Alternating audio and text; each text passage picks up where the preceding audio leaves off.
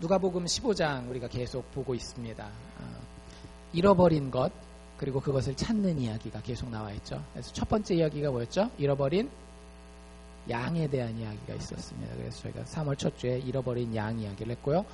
두 번째 이야기는 잃어버린 동전이었습니다. 이건 뭐 그냥 살짝 하고 넘어가서 드라크마라는 게 뭐 하루치 그 일당이다 뭐 이런 정도까지만 저희가 얘기를 하고 넘어갔고요.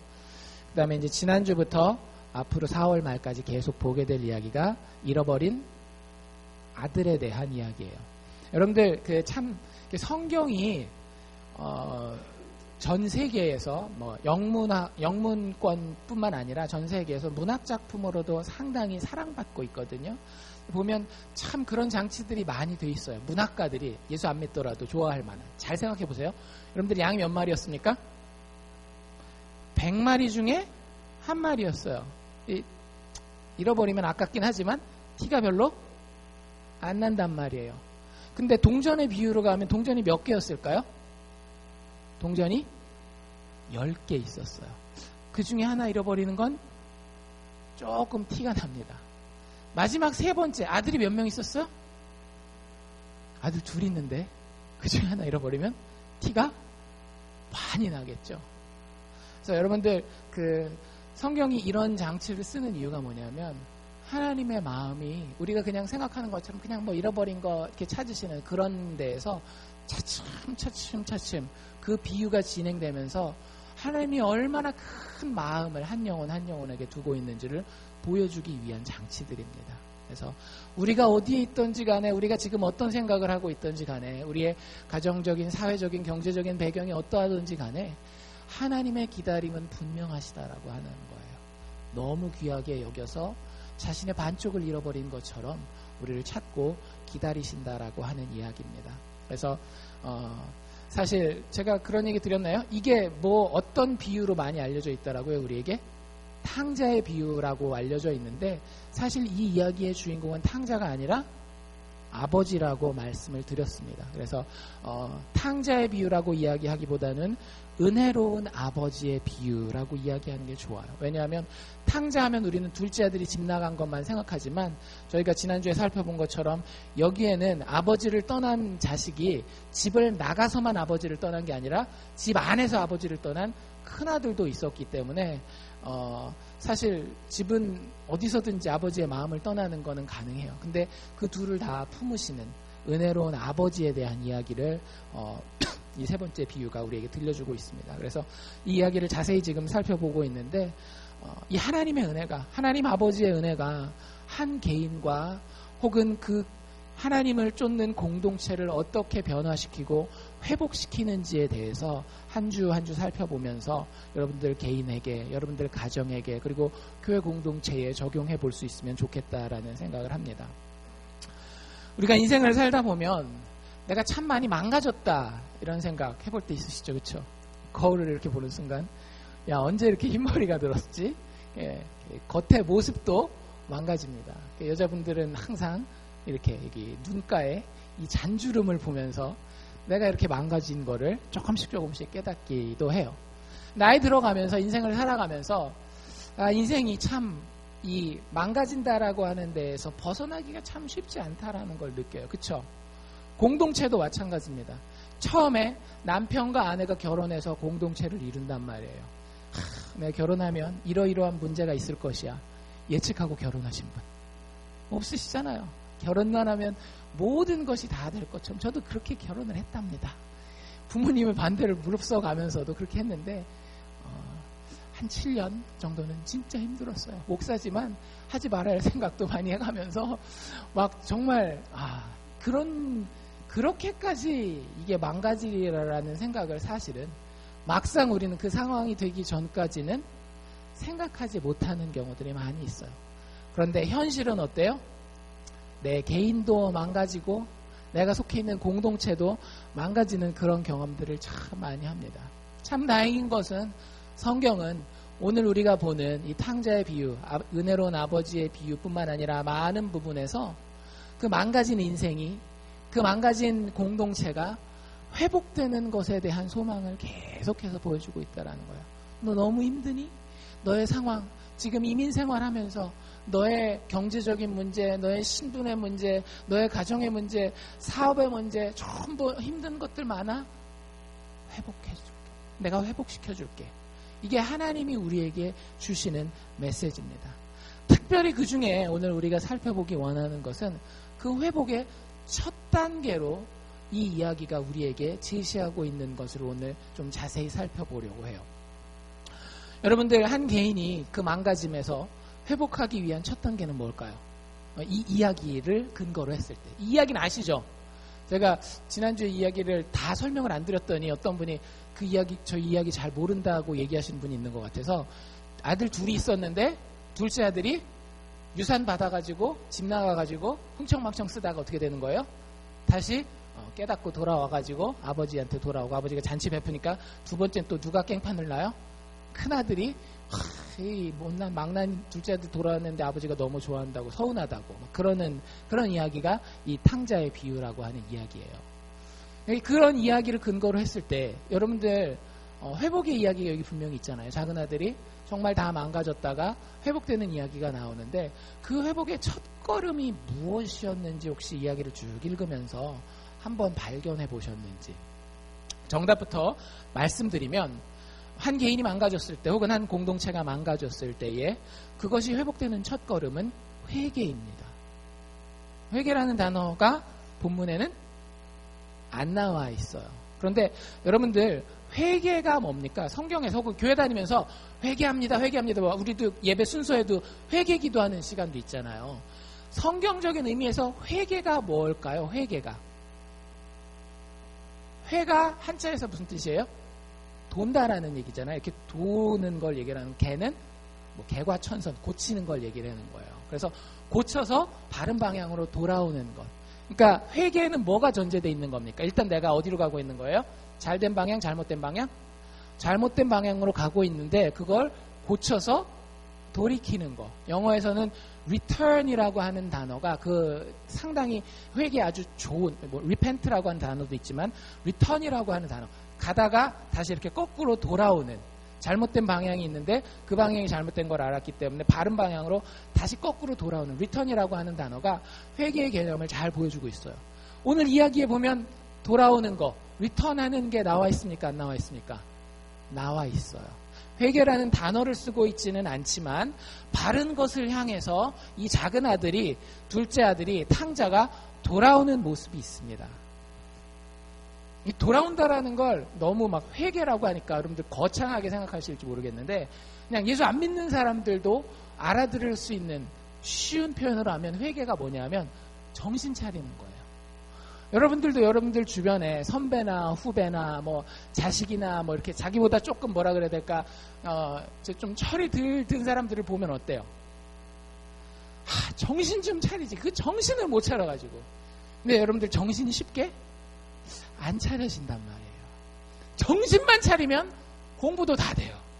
정신만 차리면 가정도 웬만하면 다 살아납니다. 정신만 차리면 사업도 보통 이상은 한단 말이에요. 근데 그 정신을 못 차리기 때문에, 성경적인 표현으로, 교회 표현으로 뭐라고요? 회개를 못하기 때문에, 이 돌이키는 걸 못하기 때문에 사람들이 계속 망가진 상태에서 그걸 회복하지 못하고 그 자리에 머물러 있는 경우가 참 많이 있습니다.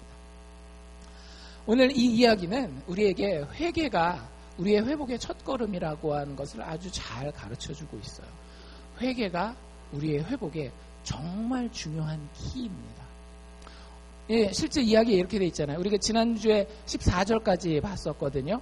14절에 보면 아버지 재산 받아가지고 다 허랑방탕하게 다 써버렸어요. 다 없이 한 후에, 게다가 뭐까지 들었어요? 지금 이제 고향 땅 떠나서 다른 나라에 가 있는데 그 땅에 흉년까지 든 거예요. 우리 식으로 얘기하자면 경제 불황까지 겹친 거예요. 그러니까 와가지고 한국에서 돈 가지고 와서 LA라고 해봅시다. LA 가서 막 부어라, 마셔라, 먹는다, 죽자 막 이래가면서 흥청망청 살고 있는데 돈 다 썼는데 경기라도 좋으면 잡이라도 뛰고 할 텐데, 이게 경기가 또 불황이에요. 모기지 사태가 됐든지 뭐가 됐든지. 그래가지고 너무 힘들게 됐습니다. 그래서 비로소 궁핍해졌다라고 얘기를 해요. 이게 다른 말로 하면 망가졌다는 얘기죠. 망가진 상태가 됐는데 15절에 어느 정도까지 망가졌는지를 보여줘요. 가서 그 나라 백성 중에 하나에게 붙여 살았다라는 얘기가 나오는데 성경에서 이런 표현이 나올 때는 중요한 겁니다. 그 나라라고 하는 건 어떤 나라를 얘기를 하는 거냐면 하나님의 선택받은 이스라엘이 아닌 짐승과도 같은 이방인 나라를 얘기를 하는 거예요. 거기에 붙어 사는 거예요. 얼마나 비참해요. 자신은 하나님의 선택받은 이스라엘 백성인데 가서 선택도 받지 못한 그 사람들한테 빌붙어서 사는 그런 모습. 게다가 그가 그 주인을 얘기를 하는 거죠. 새로 그 빌붙어 사는 그 사람이 이 작은 아들을 어디로 보냈어요? 들로 보낸 다음에 맡긴 잡이 있어요. 여러분들 지금 이 리틀락 알칸사에서 제일 험한 잡이 뭡니까? 뭐 여러 가지 뭐 있죠. 뭐 제니터 이런 것도 좀 험한 잡이라고 얘기를 하고 뭐 등등등 뭐 여러 가지 잡이 있을 텐데 그 당시에 제일 특별히 이스라엘 사람들에게 험한 잡은 뭐였는가 하면 사실은 험한 잡이 아니라 이스라엘 사람이면 못하는 잡이에요. 할 수가 없어요. 그게 바로 뭐냐면 돼지 치는 거예요. 왜냐하면 이스라엘 백성들은 모세 율법에 보면 먹어도 되는 음식이 있고 먹지 말아야 되는 음식이 있거든요. 그 짐승들 고기 종류는 이렇게 나눕니다. 어떻게 나누는가 하면 그 굽이 갈라졌는지 안 갈라졌는지를 봐요. 그래서 굽이 갈라진 거는 하나님 앞에 거룩한 것, 굽이 안 갈라진 건 하나님 앞에 부정한 것. 그 다음에 또 그 짐승들이 음식을 먹을 때에 이게 어떻게 해요? 소들은 먹고 나서 되새김질을 하잖아요. 그래서 되새김질을 하는 그 짐승들은 그 정결한 짐승들 먹어도 되는 거, 되새김질을 하지 않는 것은 부정하고 먹으면 안 되는 그런 짐승들이에요. 돼지는 둘 다 걸리거든요. 돼지는 굽이 안 갈라져 있어요. 그리고 되새김질을 안 해요. 뭐 이걸 가지고 뭐 의학적으로 그래서 돼지는 소화도 안 되고 그래서 하나님의 백성을 사랑해서 뭐 그런 균도 많고 해서 안 먹겠다 뭐 이런 얘기도 하시는 분들도 있는데 그건 좀 너무 많이 간 것 같고 하나님이 그냥 짐승들을 구별하셔서 하나님의 뜻을 따르도록 하신 거예요. 그 당시엔 예수님이 아직 오시지 않은 거기 때문에 지금은 돼지고기 먹어도 아무 상관없습니다. 어쨌든 근데 그 돼지는 이스라엘 백성들이 그 당시에 먹지도 않고 만지지도 않고 그 취급도 안 하던 그런 짐승인데 거기 가서 돼지 치는 일을 해야 돼요. 근데 그 정도가 아니죠. 뒤에 보면 16절에 저가 돼지가 먹는 음식이 있어요. 여기 쥐엄열매라고 하는데 조그만 콩종류라고 생각하면 돼요. 사람이 먹는 게 아니라 짐승이 먹는 그런 콩종류인데 쥐엄열매로 배를 채우고자 해요. 돼지들한테 사료는 가는데 불황이니까 이 사람한테 밥을 제대로 안 줬던 것 같아요. 그러니까 그거라도 먹으려고 그 쥐엄열매라도 먹으려고 하는데 그것마저도 어떻대요? 그 쥐엄열매마저도 주는 자가 없더라. 그러니까 바닥을 친 거예요. 인생이 망가져도 이렇게 망가질 수가 없을 정도로 바닥을 친 겁니다. 근데 이 인생의 반전이 다가와요. 아버지 앞으로 회복이 되고 자신이 아버지의 모든 특권을 다시 누리게 되는 그 이야기가 이 작은 아들의 이야기거든요. 그 첫 번째 걸음이 무엇이었느냐라고 하는 거죠. 17절에 첫 번째 나오는 표현입니다. 뭐라고 돼 있어요? 이에 스스로 돌이켜. 이게 한국말이기 때문에 조금 뉘앙스가 잘 안 전달돼요. 이게 스스로 돌이켜 하면 자기 의지를 가지고 자기 스스로 딱 생각해보고 판단해가지고 딱 깨우쳤다 이게 아니라 지금까지는 제정신이었다라는 거예요? 제정신이 아니었다라는 거예요? 지금까지는 자기가 뭘 하는지를 모르는 거예요. 젊을 때 그렇잖아요. 젊을 때 막 여기 가서 놀고 저기 가서 놀고 이 사람 만나고 저 사람 만나고 여기 돈 쓰고 저기 돈 쓰고 할 때 그게 제정신으로 보여요? 어른들이 봤을 때? 제정신이 아니란 말이에요. 여기서 스스로 돌이켰다라고 하는 건 자기 혼자 막 힘썼다라는 게 아니라 스스로가 아니었어요. 자기가 자기 자신, 나도 내 자신이 아니었는데 이제서야 어떻게 했다라는 거예요? 제정신 차려서 스스로 제정신 상태로 돌아왔다라는 얘기입니다. 이걸 뭐라 그런다고요? 회개라고 얘기합니다. 여러분들 모든 인생이 그래요. 심지어는 예수 믿지 않는 사람의 인생까지도 그 인생이 망가진 데서 회복되는 데는요. 이 회개라고 하는 단계가 반드시 필요합니다. 제정신 차리는 자기 스스로 정말 하나님이 사람을 짐승으로 만들어 놓지 않았어요. 생각하도록 만들었고 느끼도록 만들어 놓고 지혜롭게 판단하도록 만들어 놨거든요. 근데 그게 아니라 짐승처럼 막 살아가서 자기 스스로를 공동체를 망가뜨리는데 그게 아니라 정말로 하나님이 하나님의 형상대로 만들어 놓은 그 인간 그 스스로의 모습으로 돌이키는 이 단계가 없으면은요. 아무리 내가 공자왈 맹자왈 뭐 열심히 노력을 하고 이렇게 살아도 사실은 그 망가짐이 회복될 수가 없다라고 하는 겁니다. 여기에만 그렇게 돼 있는 게 아니라 여러분들 예수님의 인생을 잘 생각해 봅시다. 우리가 예수님이 이 땅에서 사신 기간이 한 33년 정도 된다라고 이야기를 해요. 그 중에 마지막 몇 년을 우리가 중요하게 보는가 하면 마지막 3년을 중요하게 봅니다. 왜? 그때부터 예수님이 천국 복음에 대해서 선포하기 시작하거든요. 그래서 이걸 그 전에는 그냥 하나님이 아들 예수를 보내셔서 마리아와 요셉 밑에서 평범한 인간의 삶을 살게 하시다가 비로소 하나님의 아들로서의 공식적인 삶을 살게 하셨다 해서 공생애라고 얘기를 합니다. 그래서 예수님의 인생 마지막 3년을 우리가 공생애라고 부르거든요. 얼마나 중요해요. 예수님이 이 땅에서 100년을 지내신 것도 아니고 1000년을 지내신 것도 아니고 딱 30년 좀 넘게 계셨는데 그 중에서도 하나님의 나라 복음에 대한 사역을 한 건 딱 몇 년이니까 3년밖에 엑기스 중에 엑기스라고 생각하시면 돼요. 그때 아무 말이나 하셨을까요? 아니에요. 저도 인간 목사지만 하고 싶은 말이 얼마나 많은데요.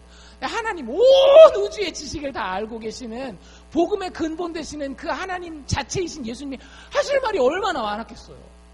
근데 그 예수님이 1000마디로 던진 게 뭐였을까요? 회개하라. 기억나세요? 회개하라. 천국이 가까웠느니라. 하나님이신 예수님이 죄인들과 관계하기 위해서 엑기스 중에 엑기스로 1000마디 던진 게 뭐였는가 하면 회개하라. 너희들 인생 망가져 있다라는 거 너희들 스스로도 알고 있지 않느냐. 뭔가 잘못됐다라고 하는 거 알고 있지 않느냐. 인정해라.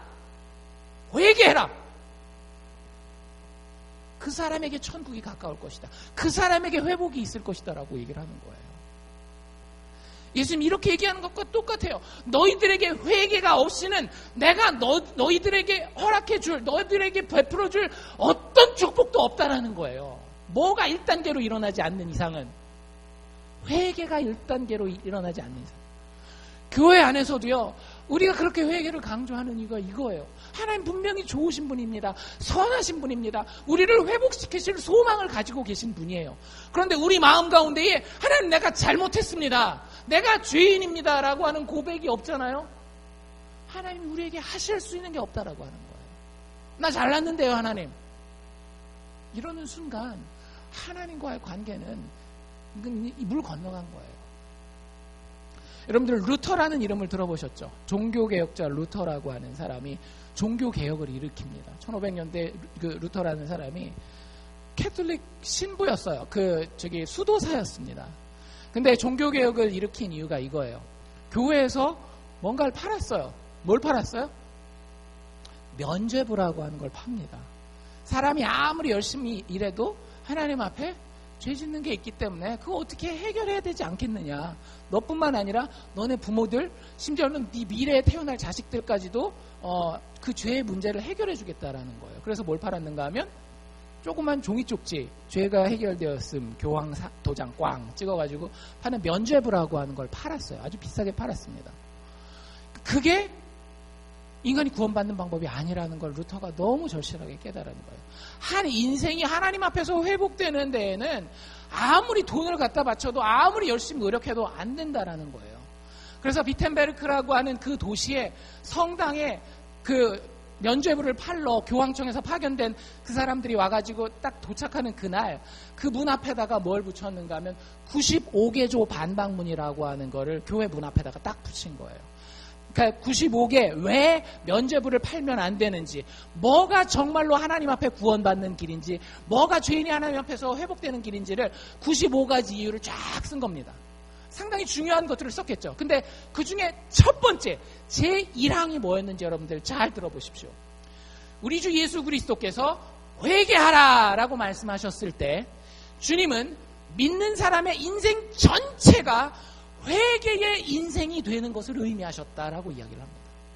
여러분들 당대에 그리고 지금까지도 역사상에 가장 뛰어난 신학자라고 알려진 사람이 루터라고 하는 사람이에요. 근데 그 루터가 예수님의 회개하라라고 하는 메시지를 어떻게 이해했는가 하면 하나님이 우리에게 회개하라고 했을 때는 여러분들 가다가 뭐 잘못한 게 있어요. 이거 잘못한 것 때문에 하나님 나를 혼내면 어떡하지? 그거 잠깐 그걸 피하기 위해서 하나님 잘못했어요. 이게 회개하라라는 의미가 아니라 하나님 앞에서 내가 본질적으로 망가질 수밖에 없는 존재이고 내가 하나님이 구원한 이후에도 여전히 부족한 육체를 가지고 있기 때문에 유혹받고 실수하고 넘어지는데 그때마다 하나님 앞에 나와서 뭐라고 얘기하는 거예요? 하나님 회개합니다. 용서하여 주시고 회복하여 주시옵소서라고 이야기하는 것이 예수 믿는 사람의 인생 전체라고 하는 거예요. 교회 의인이 너무 많으면 그 교회는 잘못된 겁니다. 교회는 회개하는 사람들이 많아야 돼요. 뭐 그렇다고 막 맨날 눈물 질질 짜고 나는 맨날 잘못했어 이런 얘기를 하라는 게 아니라 하나님 앞에 자신감이 있어요. 하나님이 은혜로 나를 구원한다라는 자신감이 있습니다. 하지만 나 스스로에 대해서 아주 철저한 거예요. 어떻게? 내가 하나님 앞에서 사람들 앞에서 언제든지 넘어질 수 있는 존재라고 하는 거예요. 하나님 그걸 이뻐하시는 거예요. 하나님 그걸 이뻐하시는 거예요. 사람들 앞에서 내가 교회도 다니고 하니까 이만큼 잘났어 이만큼 의로워하는 이걸 하나님이 이뻐하시는 것이 아니라 하나님 앞에서 하나님의 사람들 앞에서 내가 실수했습니다. 내가 잘못했습니다. 라고 진심으로 이야기할 수 있는 이 회개의 사람을 하나님은 이뻐하시는 겁니다. 우리가 부족한 자로서 내가 원하는 것을 다 이룰 수 없는 무능력자로서 하나님 앞에 죄인으로서 인생을 살아갈 때에 내 인생이 회복될 수 있는 유일한 열쇠는 바로 회개라고 하는 것이에요. 그렇기 때문에 루터가 우리 인생 전체가 회개가 되어야 한다.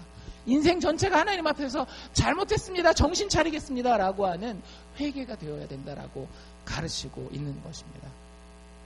오늘 이야기를 자세히 보면 그 회개가 작은 아들의 모습에서 아주 자세히 설명되고 있어요. 얼마나 고마운지 몰라요. 이 작은 아들의 이야기를 쫙 보면 작은 아들이 어떻게 진짜 회개가 이런 것이구나라는 것을 우리에게 아주 잘 보여주고 있습니다. 하나하나 살펴볼 텐데요. 그 전에 여러분들 고린도 후서에 있는 말씀을 제가 하나 소개를 해드리려고 해요. 여러분들 회개에는 사실은 회개에는 두 가지 종류 회개가 있습니다. 하나는 사람을 죽이는 회개고요. 하나는 사람을 살리는 회개예요. 회개라고 다 사람을 살리는 게 아니라 어떤 회개는 사람을 살리지만 어떤 회개는 사람을 죽여요. 바울이 이렇게 얘기를 합니다. 고린도후서 7장 10절이에요. 하나님의 뜻대로 하는 근심은 즉 하나님의 뜻대로 하는 회개는 후회할 것이 없는 구원에 이르게 하는 회개다 이렇게 얘기를 합니다. 반면 세상의 근심은 세상적인 회개는 결국에는 사망을 이룬다 이렇게 얘기를 해요. 여러분들 어떤 회개해야 되겠어요? 그러면 하나님을 기쁘시게 하는 구원에 이르는 회개를 해야 되겠잖아요. 사실 여기 탕자가 그 회개를 잘하고 있어요. 그래서 그 모습을 우리가 오늘 살펴보고자 하는 겁니다. 이 아들이 정신을 차려서 돌아올 때 처음에 어떻게 됐다라고요? 이에 스스로 돌이켜. 그러니까 제정신으로 자기의 원래 하나님이 만들어 놓으신 하나님의 형상으로 돌아오는 첫 걸음이 있다라고 하는 거예요. 여러분들 사람이 언제 회개합니까? 언제 정신 차립니까? 평탄할 때? 평탄할 때 정신 차리는 사람은 참 대단한 사람들이에요. 대부분 정신 차릴 때가 언제예요? 더 이상 회복하기 힘들 정도로 감당하기 힘들 정도로 어려우면 그제서야 이렇게 끌려가지고 개목걸이 이렇게 해가지고 끌려오듯이 해가지고 하나님 잘못했어요. 그렇게 얘기를 해요. 애들을 키워도 마찬가지거든요. 애들도 잘못했다라는 얘기 잘 안 합니다. 왜? 그 얘기 잘못했다가는 피박스거든요. 애들 잘 알고 있어요. 그게 바로 바울이 얘기한 죽음에 이르는 회개예요. 내가 얘기했다가는 아주 묵사발 당할 것 같은. 그런데 이 작은 아들도 지금 그 어려운 가운데 있어요. 여러분들 회개 첫걸음은 뭐냐 하면은요. 내 인생 꼭 어려움이 아닐 수도 있어요. 평상시 일반적인 상황이 있고 일상적이지 않은 상황을 만날 때가 있습니다. 그렇죠? 애들을 키울 때도 그렇고 사업을 할 때도 그렇고 남편과 아내 사이에 부부관계를 할 때도 그렇고 일상적인 순간들이 있는 반면 이게 일상적이지는 않다. 뭔가 좀 이렇게 마음 내가 불안할 수도 있고 뭐 흥분될 수도 있고 하지만 일상적이지 않은 순간이 옵니다. 여러분들 그때가 아주 중요한 때예요. 여러분들을 그리고 저를 우리를 죄인들을 구원에 이르게 하는 회개는요. 그런 인생의 어려운 고통의 순간이 왔을 때에 그게 사인이라고 하는 것을 깨닫는 것이 아주 중요합니다. 많은 사람들이 그 순간에도 어떻게 해요? 마약하는 사람들이 마약하는 거 나쁘다라는 거 옆에서 얘기해 줄까요? 안 해줄까요? 같이 마약하는 친구들도 얘기해 준단 말이에요. 근데 뭐가 안 되는 거예요? 그거 깨닫는 게 안 되는 거란 말이에요. 다른 사람들, 보통 사람들이 마약해요? 안 해요? 안 해요. 근데 자기는 뭐 하고 있어요? 마약하고 있어요. 그러면 그 일상적이지 않은 그런 상황에 대해서 번뜩 깨달아야 된다라고 하는 거예요. 작은 아들이 자기 지금 하고 있는 꼴을 보니까 다른 자기 나이 또래에 결혼하지 않은 사람들은 다 누구랑 살까요? 지금 이스라엘 문화가 다 가족들과 아버지와 어머니와 함께 살아요. 근데 자기는 어떻게 하고 있어요? 멀리 떨어져서 유산으로 아버지 죽은 다음에 받을 그 돈 가지고 그 돈 다 써버리고 하면서 살고 있단 말이에요. 일상적인 이스라엘 사람들은 돼지고기를 먹지도 않는데 자기는 돼지 치러 가서 돼지 먹는 음식도 못 먹을 정도로 아주 힘들게 살고 있단 말이에요. 그런 어려운 상황, 참 육체적인 고통이 왔을 때 어떻게 했어요? 그나마 다행인 게 이 작은 아들이 깨달았다라고 하는 거예요. 여러분들 인생을 살아가다가 하나님이 사인을 주실 때가 있습니다. 아무 때나가 아니에요. 그게 내가 전혀 생각하지 못했었던, 차라리 이거는 나에게 축복이어야 되지 않을까라고 하는 그런 순간들까지도 나에게 일상적이지 않고 나에게 위기를 가져다주고 고민과 고난을 가져다주는 순간들이 있더라고요. 그때 여러분들 그게 아무것도 아닌 것처럼 생각하시면 답이 없어요.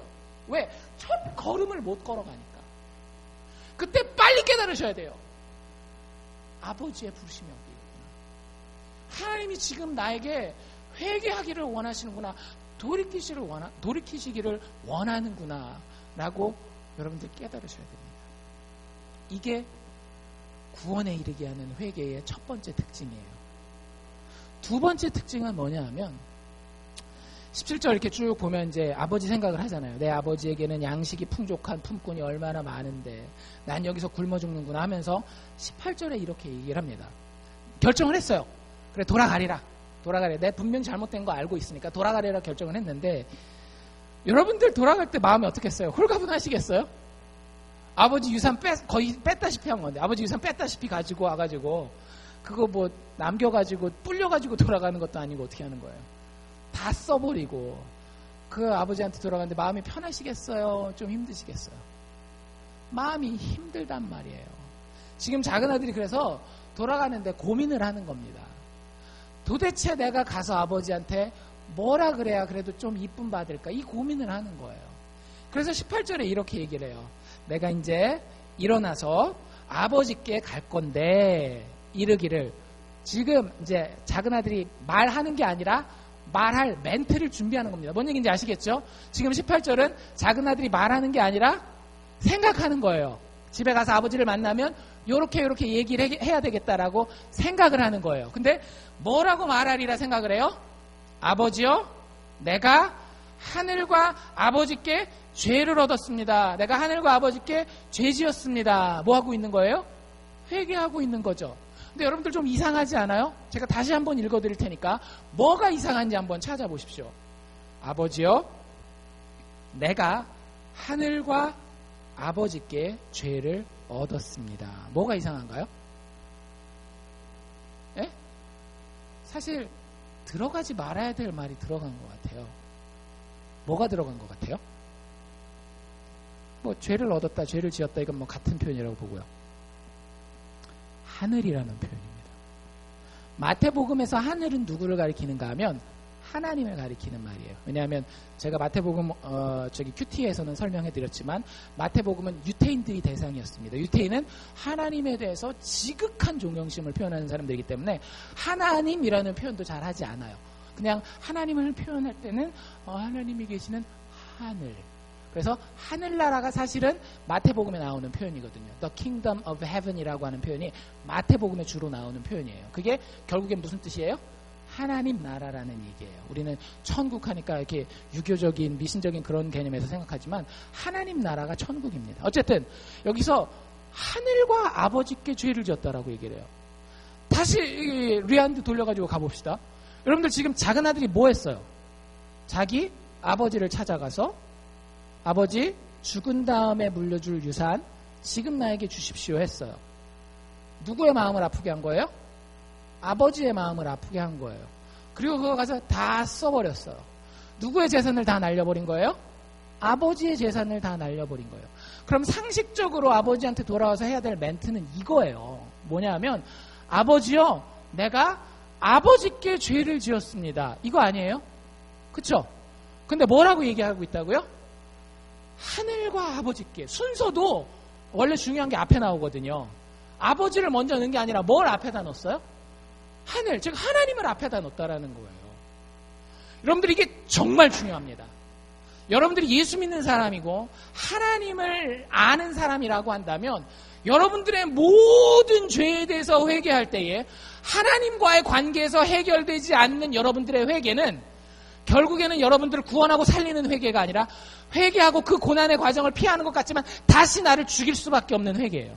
이게 무슨 뜻인지 잘 한번 들어보실 수 있기를 바랍니다. 여러분들 왜 회개해요? 내 몸이 고달프기 때문에 회개해요.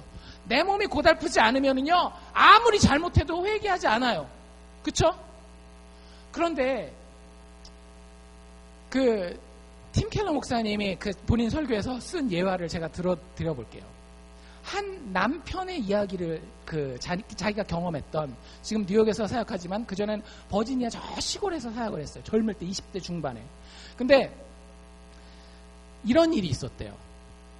두 부부가 있었는데 아주 전형적인 마초예요. 남편이 아내한테 막 함부로 하고 자기 하고 싶은 대로 하고 막 그런 거 있잖아요. 참다 못해서 아내가 갈라서자, 이혼하자 하고 짐을 딱 쌌어요. 그때 남편이 어떻게 했는가 하면 회개해요. 여러분들이 이 회개를 한번 잘 살펴보십시오. 정말 잘 살펴보십시오. 어떻게 회개를 했는가 하면 이 사람 평상시에는 교회 문도 잘 안 들어다니는, 아내는 교회 왔다 갔다 하지만 평상시에는 교회도 잘 왔다 갔다 안 하는 사람인데 그 교회 목사였던 팀 켈러 목사님을 찾아가서 우리 지금 부부가 이 위기 가운데 빠져 있습니다. 지금 갈라서게 생겼습니다.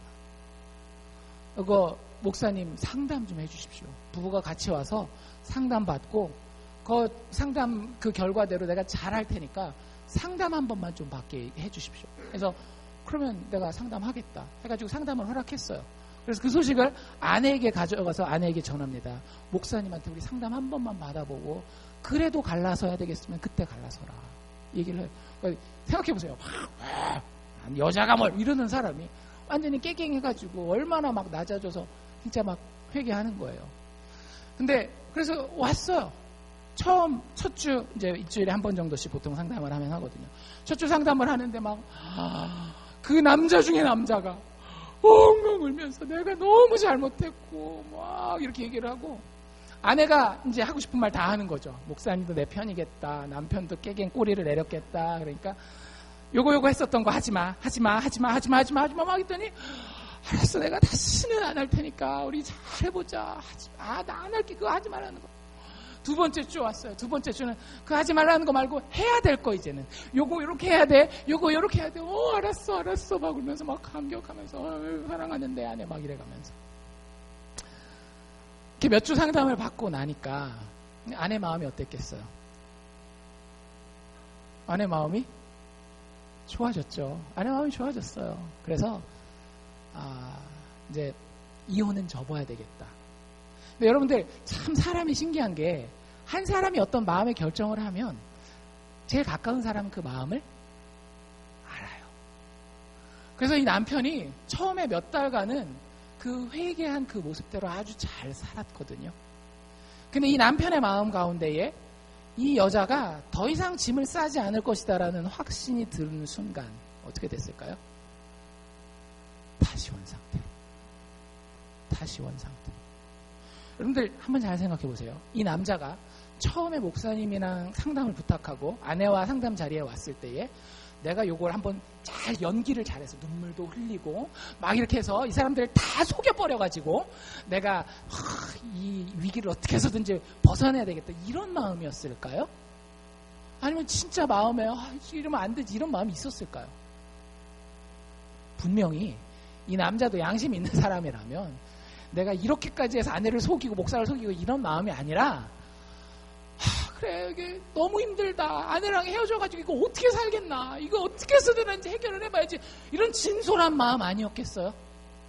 진짜 어떻게 해서든지 이 위기를 벗어나봐야 되겠다라고 하는 그 아픔이 있었을 거란 말이에요. 진실했을 거란 말이에요. 그런데 여러분들 그 아픔에만 집중했어요. 여보 내가 당신한테 너무너무 잘못했어. 당신이 떠나면 내가 너무 아플 것 같아. 이 아픔과 그 사람에게만 집중했어요. 여러분들 회개하긴 했지만 사실은 그거 누구를 제일 생각하는 거였어요. 자기가 지금 당하고 있는 그 아픔을 피하고자 하는 극도의 이기주의였던 거예요. 무슨 얘기인지 여러분들 이해가 되세요? 내가 회개하고 잘못했다라고 이야기하고 마음의 다짐까지 하는데 거기에 인간과 환경만 다 껴있잖아요. 그럼 결국에는 그건 누구를 만족시키기 위한 술수일 수밖에 없는가 하면 자기 스스로를 만족시키기 위한 술수일 수밖에 없는 거예요. 그래서 성경이 회개에 대해서 이야기할 때에 그 회개의 맨 앞부분에 누구를 두는가 하면 하나님을 두는 거예요. 하나님이 온 세상과 우주를 만들어 놨을 때에 인간들을 짐승과는 다르게 사랑하도록 만들었어요. 생각하도록 만들었어요. 다른 사람들에게 헌신하도록 하나님의 삼위일체의 모습을 담도록 만들었단 말이에요. 그런데 내가 인생을 살다 보니까 내 아버지를 이렇게 아프게 했어요. 내 가족을 이렇게 힘들게 했단 말이에요. 그래서 그 하나님을 생각할 때에 그 하나님이 만들어 놓은 그 모든 법칙의 아름다움을 생각할 때에 내가 하나님의 법칙을 깨뜨린 것이 아니라 하나님의 마음을 깨뜨렸구나라는 그 생각이 드는 거예요. 여러분들 이해가 되세요? 율법주의자들은 회개할 때에 내가 하나님의 규칙을 깨뜨렸기 때문에 벌 받을까봐 무서워서 회개해요. 그런데 하나님의 자녀된 복음의 사람들은 하나님의 아름다우심과 하나님의 선하심과 십자가에서 자기 자신을 버리시면서까지 우리를 사랑하신 그 하나님의 아버지의 사랑과 은혜의 아름다움을 보고 어떻게 내가 이분한테 이럴 수 있을까? 내가 어떻게 이분의 마음을 이렇게 깨뜨릴 수 있을까라고 하는 그 안타까움을 가지고 하나님 앞에 나와서 온 마음을 들여 하나님 내가 다시는 안 그럴게요. 여러분들 그럴 때의 인간관계도 사는 겁니다. 그럴 때에 한 개인이 그 망가짐에서 회복될 수 있는 거예요. 그러한 공동체가 되어질 때에 그 공동체가 정말로 서로 품고 사랑할 수 있는 공동체가 되는 겁니다. 다들 가면 쓰고 난 뭐야 잘못한 거 하나도 없어. 저 사람이 잘못했지. 네가 잘못했잖아. 난 잘못한 거 있는 것 같지만 그래도 가면 딱 쓰고 네가 한 거에 비하면 난 아무것도 안 한 거야. 19절에 보면 우리를 구원하는 우리를 살리는 회개의 마지막 특징이 나오는데 이렇게 이야기를 합니다. 지금부터는 아버지의 아들이라 일컬음을 감당치 못하겠나이다. 누구를 비난하지도 않고요. 누구에게 핑계를 돌리지도 않아요. 이게 진짜 회개입니다. 만약에 여기서 작은 아들이 아버지 내가 잘못했어요. 근데 제가 혈기왕성한 10대 후반 20대 초반이었잖아요. 라고 얘기하는 순간 그건 회개가 아니에요. 무슨 얘기인지 아시겠어요? 아버지 내가 잘못했어요. 너무 잘못하긴 했는데 저 주변에 저 친구들이 그렇게 꼬드겼었어요. 이 말이 나오는 순간 비난과 핑계가 내 입에서 나오는 순간 내 마음에서 나오는 순간 그건 참된 회개가 아니에요. 나를 살리는 회개가 아니에요. 살기 위해서 사실은 핑계대는 거거든요. 사람이 사실은 살기 위해서 비난의 화살을 나한테도 있을지 모르지만 더 큰 저 사람에게 돌리는 거거든요. 근데 그 회개는요 사람을 살리지를 못해요. 구원하는 회개가 될 수 없다라고 얘기를 하는 겁니다. 작은 아들은요, 위기의 때가 왔을 때에 얼른 깨달았어요. 그리고 아버지에게 나아가서 아버지뿐만 아니라 그보다 먼저 하나님 앞에 내가 죄인이라는 사실을 깨닫습니다. 그리고 더 나아가 어느 누구에게도 비난의 화살과 자기 스스로를 피할 수 있는 핑계의 길을 내지 않고 그저 내가 아버지의 아들을 자격이 없습니다 라고 이야기하고 있는 회개가 작은 아들이 우리에게 보여주는 참된 회개의 모습입니다. 거기서 회복이 시작되는 거예요. 한 개인의 회복도 거기서 시작되는 거고요. 가족 공동체, 교회 공동체 회복도 거기서 시작되는 겁니다. 주의할 점 하나만 짚고 넘어갈까요? 작은 아들이 잘 나가다가 19절 하반절에 가서 이 까딱 잘못하면 큰일 날 말을 합니다. 19절 하반절에 뭐라 그러죠? 아버지 아들이라 일컬음을 감당치 못하겠나이다 해놓고 뭐라 그래요? 나를 품꾼의 하나로 보소서 이런 얘기를 해요. 여러분들 품꾼은 뭐 하는 사람이에요? 여러분들이 품꾼을 썼어요? 그럼 그 사람과 여러분의 관계는 어떤 관계입니까? 주인 관계는 아닌데 여러분들이 품꾼을 쓰면 그 사람 내 종이 되는 건 아니잖아요. 그렇죠. 내가 돈을 주고 그 사람은 그 돈의 대가로 일을 하는 사람이에요. 그 사람이 받는 돈은 뭐예요? 완벽하게 본인의 노동의 대가라는 거예요. 이 아들이 속으로 깜빡 이러네. 물론 마음이 얼마나 급했으면 그런 생각까지 했을까라는 생각이 들지만 아버지한테 가면 내가 내가 아버지의 품꾼이 되어서 열심히 일해서 어떻게 하겠다라는 거예요. 아버지한테 손에 끼친 거 갚겠다라는 거예요. 여러분들 이거 진짜 위험한 생각입니다. 우리가 이렇게 나가잖아요. 그러면 하나님이 우리를 받을 수 있는 여건이 안 돼요. 하나님이 우리를 회복시켜 줄 수가 없어요. 왜? 여러분들 우리가 하나님 앞에 빚진 것은요 갚을 수 있는 게 아니에요. 1만 달란트 빚진 자 여러분들 생각나세요? 1만 달란트는요 공이 벌써 몇 개야? 그 6천만 일. 아유, 날짜로도 계산이 안 되네요. 6하고도 공이 7개 더 붙은 날 동안 뼈 빠지게 일하고 한 푼도 쓰지 않고 먹을 것도 먹지 않고 입을 것도 입지 않고 맨날 길바닥에서 자가지고 그러니까 여러분들이 평생 100살까지 살아도 벌지 못하는 돈을 빚진 자라고 우리를 표현하고 있는 거예요. 근데 내가 아버지의 품꾼이 되어서 그거 하나하나 갚아가리라 여러분들이 이걸 뭐라 그래요? 종교라고 얘기를 하는 거예요. 나의 열심으로 내가 빚진 것을 한번 갚아보리라. 여러분들 이 마음을 가지는 순간 우리의 회개는 이제 저기 안드로메다로 물 건너가는 거예요. 우리가 하나님 앞에 회개할 때는 완전히 하나님의 은혜 앞에 납작 엎드러져야지 하나님의 은혜도 있고 나도 조금 거기다 뭘 보태고 이거는 종교라고요. 여러분들 종교 여러 번 제가 얘기 드리잖아요. 종교의 가장 큰 특징 중에 하나가 뭐냐면 내 자신감의 근거가 있어요. 종교인들의 자신감의 근거, 종교인들이 만족하는 만족감의 근거가 어디 있을까요? 나의 선한 기록이에요. 내가 선한 삶을, 꽤 괜찮은 삶을 살은 그것이 내 자신감의 근거예요. 내 만족감의 근거라고 하는 거죠. 왜 내가 이랬으니까 품삯으로 주세요. 이게 그 사람의 인생의 자신감의 근거가 되는 겁니다. 여러분들 그 자신감 가지고 살아가십니까? 제가 장담합니다. 분명히 어느 순간 무너집니다. 제가 못돼서가 아니라 인생이 그래요. 인생이 그래요. 그게 사업의 문제가 됐건 자식의 문제가 됐건 건강의 문제가 됐건 반드시 내가 갚아서 그 대가를 받으리라라고 하는 것은 그 자신감과 그 만족감은 반드시 망가지고 깨지게 되어 있습니다. 종교인에게 그렇기 때문에 회개라고 하는 건 뭐예요? 나 잘못했어라고 얘기하는 건 재앙에 가까운 거예요. 왜? 내 자신감은 나의 선함, 나의 착함, 나의 성취에서 나오는데 그거 잘못했어 하는 건 뭘 버리는 거예요? 본인의 자신감의 근원을 버리는 거예요. 본인의 만족감의 근원을 부인하는 것과 똑같은 거예요. 그렇기 때문에 종교인은 회개할까요? 안 할까요? 아주 필수적인 상황, 꼭 벗어나야 되는 상황이 아니면 잘못했다라는 얘기를 절대 안 해요.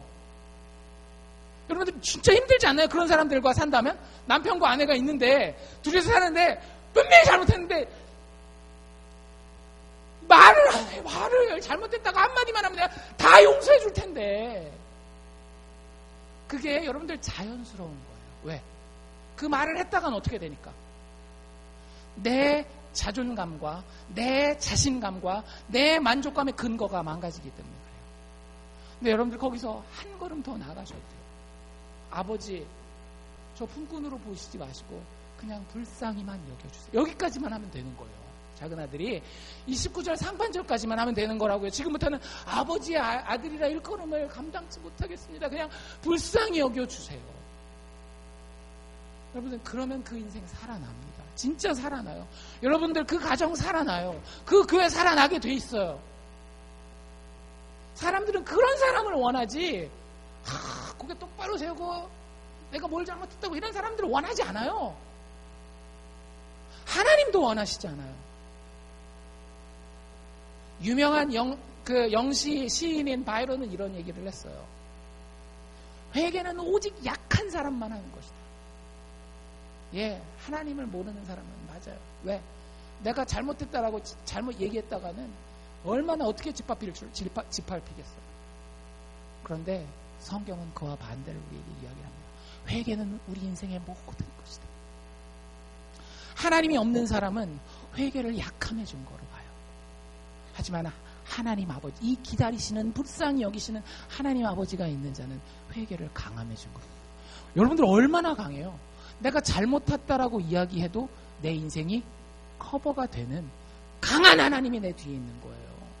여러분들 이 사람보다 강한 사람이 어디 있어요? 내 능력 가지고 내가 여기서 더 이상 밀리면 안 돼, 저 사람이 나한테 욕해, 그럼 나도 욕해.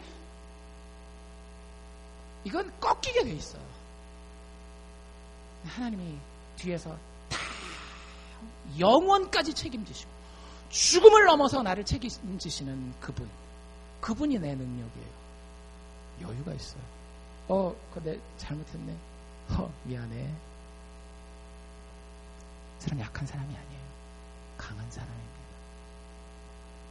종교는 회개를 영향력을 상실하는 것이라고 이야기를 합니다. 왜? 내가 잘못했어 하면 그 사람 꼬투리 좀, 너 잘못했으니까 앞으로 이거 하지 마. 네가 하는 말 내가 안 들을 거야. 막 이런단 말이에요. 종교는 그렇게 생각해요. 하지만 복음은 우리에게 다른 것을 이야기를 합니다. 회개는 우리가 영향력의 약화를 체험하는 것이 아니라 우리로 하여금 자유함을 체험하게 한다라고 얘기해요. 내가 책임지는 게 아니라 아버지가 책임지시는 거예요. 주님이 다 내 잘못까지도 덮어주시겠다라고, 해결해 주시겠다라고, 회복해 주시겠다라고 약속하셨는데 얼마나 자유로워요. 막 감추려고 가면 쓰고 뭐만 척할 필요가 전혀 없는 거예요. 하나님의 뜻대로 하는 근심은 후회할 것이 없는 구원에 이르게 하는 회개를 이루는 것이요, 세상 근심은 사망을 이루는 것이라. 마지막 20절 말씀에 보면 이런 구절이 기록되어 있습니다. 이에 일어나서 드디어 이제 작은 아들이 액션을 시작해요. 이에 일어났어요. 그래서 아버지께로 돌아갑니다. 근데 이 장면을 참 멋있게 묘사하고 있어요. 뭐라고 그랬어요? 아직도 상거가 먼데, 이게 한자를 쓰니까 참 힘들어요. 상은 서로 상이고 거는 거리할 때 거리예요. 그러니까 서로 거리가 아주 먼데 아버지가 먼저 왔어요? 아들이 먼저 왔어요? 얘는 고개도 못 들고 막 이러고 가고 있는데 점 하나 보이는 것만 보고도 아버지는 아들인 줄 안 거예요. 오, 작은 아들! 하면서 막 뛰어가는 거예요. 여러분들, 이게 고대 근동 문화입니다. 고대 근동의 성인 남자는 뛴다 안 뛴다? 양반은 비가 와도 걸어가야죠. 그걸 누가 뛰어가요? 우리나라 문화랑 똑같은 문화거든요. 근데 자기 체면이 문제가 돼요, 안 돼요? 안 돼요. 누가 나타났으니까? 내 사랑하는 아들이 나타났으니까. 여러분들, 하나님은 그렇게 우리를 사랑하세요. 내 사랑하는 딸 아들 여기 와 있구나. 이거 바라보고 딱 돌이키면 요것만 기다리고 계시는 거예요. 요것만 기다리고 계시는 거예요. 잘못했어요, 아버지. 이거 한마디만 기다리고 있는 거예요. 상고가 먼데 아버지가 저를 보고 측은히 여기서 불쌍히 여겨서 막 달려가서 목을 안고 입을 맞췄다라고 얘기를 하는 거예요. 그 영어 표현을 보면 아주 재밌어요. 자기 온 몸을 아들한테 확 던지는 거예요. 오, 우리 아들 해가면서. 여러분들, 지금 누가 하는 얘기죠? 예수님이 하는 얘기예요. 그쵸? 예수님이 이 이야기를 들려주고 있단 말이에요. 이 비유를 들려주고 있단 말이에요. 예수님이 이 이야기를 했을 때 아마 예수님 이런 생각해 보시지 않으셨을까요? 자기도 누군가에게는 아들이에요. 누구의 아들이에요? 하늘에 계신 성부 하나님의 아들이란 말이에요. 예수님은 죄가 없기 때문에 고난을 당할 필요가 없어요. 하지만 예수님은 알고 계셨어요. 뭘 알고 계셨어요? 우리들의 죄 때문에 자기가 고난당하여서 자기 인생이 완전히 망가지리라고 하는 걸 알고 있었어요. 여러분들 인생이 망가지면 어떻게 하실래요? 누구에게 달려가시고 누구한테 돌아가실래요? 부모님한테 돌아가야죠. 아버지 잘못했어요. 다시 받아주세요. 부모가 없으면 참 그것도 안타까운 일이긴 하지만 부모님 살아 계시면 그거 돌아가야 되지 않겠어요? 예수님 그때를 생각했던 거예요. 십자가에서 모든 사람이 조롱하고 침뱉고 십자가에 자기를 못 박고 창으로 찌르고 하는 그 순간에 누구를 찾아가기 원하셨겠어요? 하나님 아버지 찾아가기를 원하셨어요. 그래서 십자가에서 자기가 그렇게 죽을 거라는 걸 알고 있었어요. 아버지 찾아가고 싶어서 아버지를 부르잖아요. 아버지!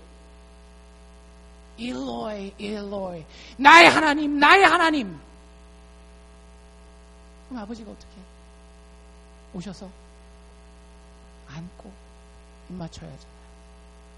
근데 십자가에서 있었던 일은 무엇입니까? 예수 그리스도께서 자신의 아버지를 찾아가셔서 일로이, 일로이. 나의 하나님, 나의 하나님. 라마 사박타니. 어찌하여 나를 버리셨나이까. 예수님께서 자기 아버지를 찾아가셨을 때에 예수님의 아버지는 예수님께 얼굴을 돌이키셨습니다. 예수님을 쳐다보지 않으셨어요. 그때 온 땅이 흑암 가운데 덮였다라고 이야기를 합니다. 여러분들 그 이유가 무엇입니까? 우리 죄인들이 하나님 앞에 이 작은 아들처럼 이 탕자처럼 달려가 아버지라고 부를 때에 아무 공로 없는 우리가 예수 그리스도의 그 버림받으심으로 하나님 앞에 온전히 포함될 수 있게 하기 위해서 예수님은 십자가에서 죽으시고 버림받으시고 그분의 사랑을 우리 마음 가운데 품고 그 아버지 앞에 우리가 나아가 나의 하나님, 나의 아버지라고 부를 때에 하나님은 십자가의 아들 예수 그리스도를 생각하시면서 절대 우리를 당신의 품에서 놓지 않으실 것입니다. 예수님의 울부짖음이 거부되었을 때에 우리의 울부짖음은 하나님 앞에 향기로운 제물이 되어서 온전히 받아들여졌습니다. 이 하나님의 사랑이 죄인들의 회개에 힘을 가져다 주는 겁니다. 우리가 잘못했다라고 이야기하는 것이 도덕적으로 깨끗하고 아주 고상한 일이기 때문에가 아니라 십자가에서 하나님의 아들이 버림받으심으로 죄인된 우리가 하나님 앞에 나아가기만 하면 하나님 우리 받아주시겠다라고 약속하신 약속이 있기 때문에 우리의 회개는 우리를 살릴 수 있는 능력이 있는 줄로 믿습니다. 기도합시다.